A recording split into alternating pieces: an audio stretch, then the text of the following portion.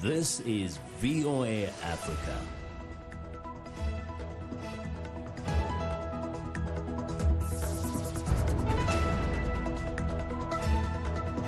Good evening, I'm Esther Giduyuat. It's Wednesday, November 11th. This is Africa 54. Pope Francis announces a visit to South Sudan while calling on the country's leaders to commit to peace. The complications and challenges of transracial adoptions. And Washington prepares for public hearings into the impeachment of President Donald Trump.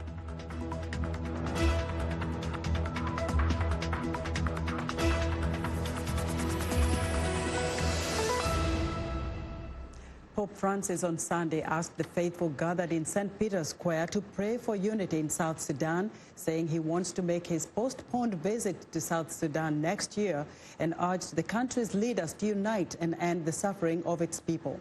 Addressing thousands of people at St. Peter's Square, the pontiff asked South Sudanese leaders to seek to overcome their differences and commit to an inclusive dialogue for the good of the nation. In April, the pontiff asked South Sudan's President Salva Kiir and his former deputy-turned-rebel leader Riek Machar to commit to forming a unity government, and in a dramatic gesture ending the unprecedented retreat at the Vatican, the Pope knelt to kiss the feet of the two previously warring leaders. I address a special thought to the beloved people of South Sudan, a nation that I will visit this year. With the memory still alive of the spiritual retreat for the authorities of the country held in the Vatican last April, I wish to renew my invitation to all the actors of the national political process to seek unity and to overcome their differences in a spirit of true brotherhood. Kiir and Machar agreed on Thursday to delay forming a unity government for 100 days beyond the November 12 deadline, buying time after concerns that war could resume if the two sides were pushed. A Malaysian court on Monday ordered former Prime Minister Najib Razak to present his defense against 7 charges in a case linked to a former unit of scandal-linked state fund known as 1MDB, which the court says was created for his own private advantage. Mohammed Shafi Abdullah, who leads Najib's defense team, said he was sad about the judge's decision, adding that he expected the case to go all the way to the highest court and stretched beyond the next election in 2023. Prosecutors wrapped up their case against Najib after testimony from 57 witnesses, and in his closing statement, Attorney General Tommy Thomas said Najib had orchestrated graft at the 1MDB unit like an emperor. If convicted, Najib, who lost in last year's general election, could face hefty fines and jail terms ranging from 15 to 20 years on each charge. Sierra Leone's brutal civil war left many Sierra Leoneans and especially soldiers with emotional and physical scars, but a new military program is helping soldiers cope by holding regular yoga sessions to deal with the trauma. Lorraine Anthony reports. Lance Corporal Michael Cargbo says he's not been able to escape the painful memories from his time as a child soldier in Sierra Leone's civil war. That is, until he discovered yoga. I'm still traumatized, but I'm now able to control it because of how yoga transformed me. Sierra Leone's military is running regular yoga sessions to help soldiers deal with the trauma from the 1991 to 2002 conflict that killed around 50,000 people. At the age of 12, Cargbo was kidnapped by rebels. We had boys who killed their mothers and fathers, all before they even turned 12. It was at that age they took me, and I was with them until I had grown big. I had nobody to help me or give me encouragement, and no one to help me get my life back to normal again. Nobody. I continued to fight with them, building up trauma, killing innocent people. Cargbo now helps instruct around 100 servicemen and women at the Army headquarters in Freetown, alongside the man who persuaded his superiors about the benefits of yoga, Sergeant Felixson Musa. You create problem for yourself. At the end of the day, you keep on blaming people. Why do you do that? Musa was taught by Tamba Fayia, another former child soldier who became the first qualified yoga teacher in Sierra Leone in 2012. Stepping out of your comfort zone. And together they gave free yoga lessons in Freetown slums. But in 2014, Fayia died, a victim of the Ebola epidemic that ravaged the country. Musa was determined to keep his teacher's skills alive. By doing yoga, I think you don't always think about what has passed. You think about the present moment. That is what always I tell them. Forget about what have gone. Yeah, I know you have suffered a lot for quite a long time, but think about what you are presently doing. Over the next year, Musa hopes to roll out the yoga program to emergency responders, hospital workers and others who may be struggling to deal with traumatic experiences. Namaste. Namaste. Lauren Anthony of Reuters with that report. It's Veterans Day here in the United States when we honor those who have served our country. And just 25 years ago, women were not allowed to fly battle planes and operate tanks. Yet, despite generations of physical and cultural obstacles, women have been drawn to the military. Yulia Yarmolenko met with World War II veteran who found a way to make her military dream come true when it seemed impossible. Anna Rice narrates her story. Libby Haynes is 92. Planes have been her passion for over 75 years. When her mother gave her $10 as a birthday gift for her 17th birthday, Haynes knew what to do. And had a flying lesson. I spent $6 to rent a Piper Cub for an hour, $3 for the instructor for an hour, and $1 for the logbook. In 1945, young Libby had already finished a training course of the Civil Air Patrol Cadet program and became a nurse. But after the Second World War, she decided to head back into the sky. Then I just had a very, very strong calling. It's the only name I can put to it, that I was meant to join the Air Force. I don't know whether you say divine guidance or what, but it was the best decision I ever made in my life. The U.S. Army did not enlist women until 1970s, and Haynes became an aerographer. At the same time, she flew with the Civil Air Patrol and managed to buy her own tiny plane that she used to fly home for the weekend. And I still had a student license when I bought this PT-23 surplus for $500, which was 2 months' salary. Her job brought Haynes more than just professional satisfaction. It is there that she met her husband, a pilot. But when she got pregnant, one of her colleagues reported to the senior officers. Haynes got discharged. But it wasn't anything personal, explains Marilla Cushman from the Women in Military Service for America Memorial. There was a time where if you had children, if you became pregnant, whether you were married or not, you had to get out of the military. Cushman joined the military in the 70s, but was also unable to do what she really wanted to. I was disappointed that I couldn't do more, that I couldn't do some of those other things that the guys were doing.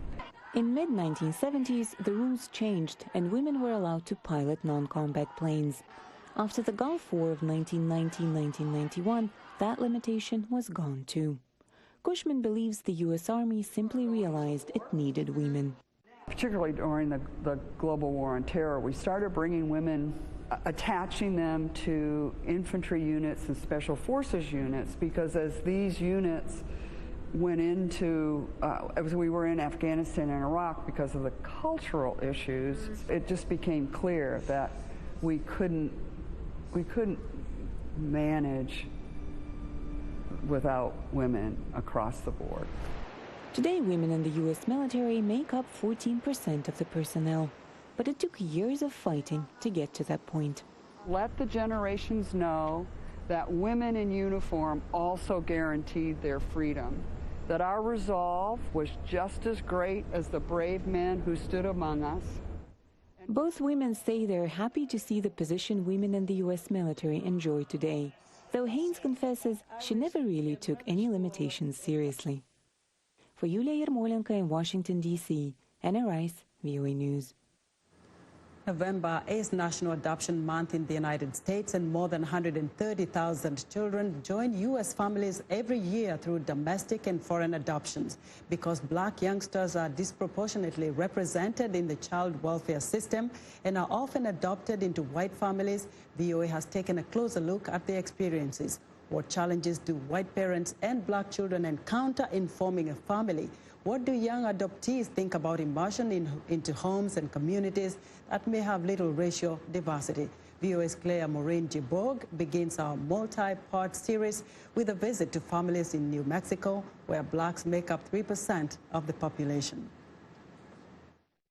Megan Walsh directs La Familia Namaste, an adoption agency in Albuquerque, New Mexico. For 20 years, she has helped families welcome children into their homes, kids of all ages and races. A lot of adoptive families struggle when they adopt transracially because they are maybe not so comfortable stepping outside their comfort zone. And I think it's really important for adoptive families to be able to realize that when they adopt transracially, they're asking their child to often be the minority even in their family. Every year, La Familia finds families for roughly 80 children from birth to 17 years old. 1 in 3 of the agency's adoption placements are transracial, which means the kids do not share the same race as their adoptive family. For many parents, race is not an issue. Starting out, I went through the foster care system to adopt, and they just say, we have a little boy. You know, this is his name, this is where he's at. And he was in the hospital, and so you go and you fall in love, and they're your child. When they ask if the children are ours, and it's like, well, yeah, they are ours, because they were ours from day one, just about. Doesn't really matter where they came from, they're here now. Transracial adoptions come with their own challenges. Some children realize early on that they are different from the rest of their family and their communities. At 10, he's just starting to notice that people might be looking at us, that we don't look like every other family in town, that there aren't as many black children in our neighborhood. Adopted children can often feel lonely or like outsiders, especially if they live in what they see as an all-white world. The first thing that families need to do when they're raising a black child or a child of an ethnicity different than theirs is that they need to find professionals in their community that share ethnicity with their child. Skin care or hair care is another challenge for white families who adopt black kids, particularly girls. With most families, what I've found is that they start by coming in and asking about, hair. That's the initial referral. But the truth of the matter is that it's so much deeper than that. Self-esteem, of course, how a child feels being in a place like New Mexico, where we have such a small population of people of African descent. Sometimes I'll walk into a class and the first thing that comes to my mind is is there another black person in this room that I can relate to or that looks similar to me? Because and it's interesting for moms, I think, and families to know that bit of hair culture, because absolutely. Hair is a socio-political issue in our culture. It'll help us as white parents who have not experienced this to understand, even going deeper. Learning to value everyone of every ethnicity and not to be afraid of what we don't know. I think that's what's really important. People that get really stuck on being colorblind, I feel like they're doing their kids a disservice because they're not teaching them that how they are is wonderful and how they came into this world is important and vital for everybody. I do kind of look like you. You do kind of look like me? Join us again tomorrow when Claire Maureen Giborg brings you another story of Chad Gola, who grew up uncomfortable in his own black skin despite the loving support of his adoptive white parents. And for more on this kind of series that we're going to run from today to Friday, visit our online news, voanews.com. We're excited to hear what you think about Africa 54. Join the discussion on Facebook. The address is Africa 54. We're also streaming our broadcast live on Facebook. Please watch and share our show with your friends. Also check out our headlines 24/7 on voaafrica.com. Still to come. We'll be back shortly for sports.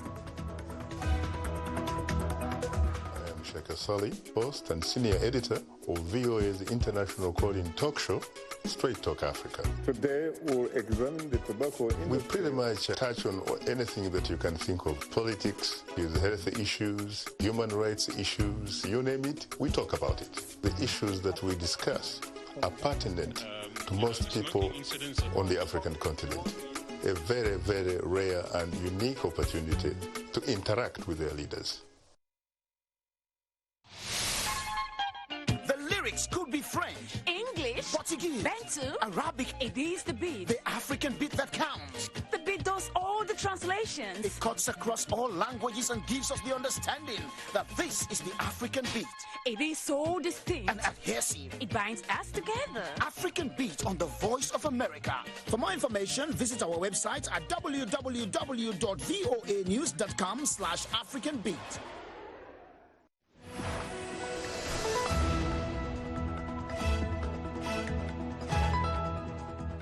I'm Clara Frank, and here's what's trending. What is African art? Artists featured in a Paris art fair dubbed as also known as Africa refuse to be defined only by such a label. Much like Picasso is hardly just called a European artist, one of them said. The art fair has invited artists whose works, from photographs and paintings to sculptures and mixed media, are linked to the African continent. Not only artists from the African continent are on show, but also African-influenced artists from elsewhere. Also known as Africa is open to the public until November 11th. Meanwhile, in other museum news, in September 2018, Brazil's National Museum burned to the ground. The fire destroyed thousands of historical treasures and years of research by the academics who worked there. Now, former museum staff are paying tribute to the museum by tattooing pictures of it onto their skin. So far, curators, professors, students, and assorted workers have been tattooed, and 70 are on the waiting list. And finally, 2020 is being tipped as a breakthrough year for electronic motorcycles, with battery technology, range, and cost finally making producing the bikes feasible. Range anxiety has always been one of the biggest challenges for the electric bike makers, but now the latest models are outstripping many of the gasoline-powered machines. Traditionally, electric vehicles require a slow overnight charge of around 8 hours to recharge a drained battery. The latest tech on some models allows a battery to be charged in an hour, and that's what's trending today. The House of Representatives Intelligence Committee moves to public hearings this week in the impeachment inquiry of President Donald Trump. Democrats say the president abused power by withholding military aid to Ukraine in exchange for dirt on a political foe. Republicans contend Trump has done nothing to be impeached. VOA's Arash Arabasadi reports. The impeachment inquiry shifts from closed to public hearings this week with the first session on Wednesday. I don't care if public, they should be public. There's never been a president who's been so transparent. This is a witch hunt at the highest level, and it's so bad for our country. Never in history has anybody gone through this. It's a witch hunt, and it should never happen to another president. Thank you. Thank you. The move comes after weeks of Republican accusations of Democrats working in secret. We're sick and tired of all this. Now we're just in there yelling and screaming at each other. If this was out open and transparent, then the American public could see exactly what's going on. That's all we're wanting, is we want this to be transparent. Republicans have continued to defend the president, even those who believe his conduct wasn't appropriate. It is inappropriate for a president to ask a foreign leader to investigate a political rival. I believe it was inappropriate. I do not believe it was impeachable. Democrats disagree. The president broke the law. He went on a telephone call with the president of Ukraine and then proceeded to ask for an investigation of his rival. And this is a very strong case of bribery.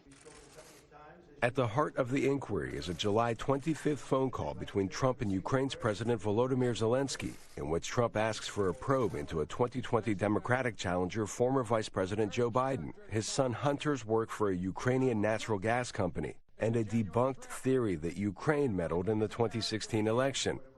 At the time of the call, Trump was withholding $391 million in U.S. military aid for Kiev. Arash Arabasadi, VOA News, Washington. To environmental news, ecologists are urging creative solutions to clean up plastic waste choking waterways and threatening ecosystems across the globe. The United Nations Children's Fund partnered with a Colombian company to turn piles of plastic into the building blocks of education in Africa. Here again is VOA's Arash Arabasadi.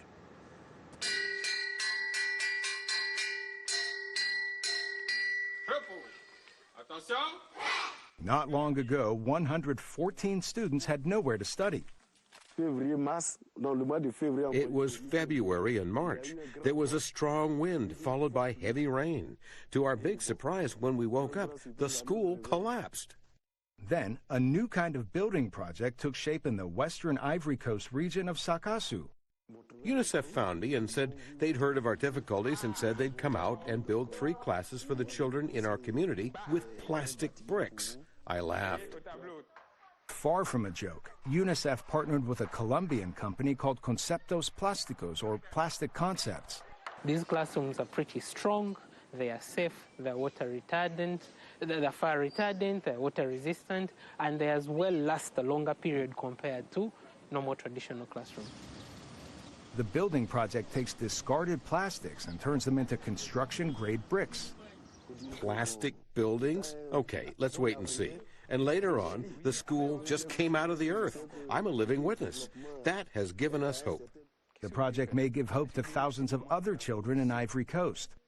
Conceptos Plásticos is constructing an in-country factory to convert even more plastic into bricks. Before we had bad construction, UNICEF came to build us this building. We like it. UNICEF says Yamoussoukro, the capital city, produces more than 280 metric tons of plastic every day and recycles only about 5% of that. The Plastic Brick Project aims to build schools for more than 25,000 children and give jobs to women in low-income neighborhoods. Arash Arabasadi, VOA News, Washington.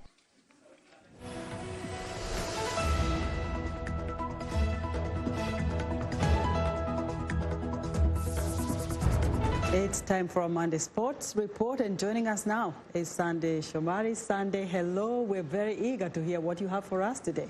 Sure, Esther, thank you so much. And we have a lot today. But anyway, in sports, FIFA has banned former Tanzanian Soccer Federation President Jamal Malinzi for 10 years for mismanaging a significant amount of money from the governing body.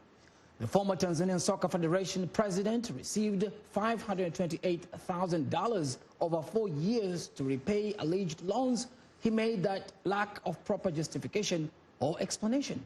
Malinzi also received $55,000 in prize money earned by Tanzania's under-17 team at the African Youth Championship in 2017.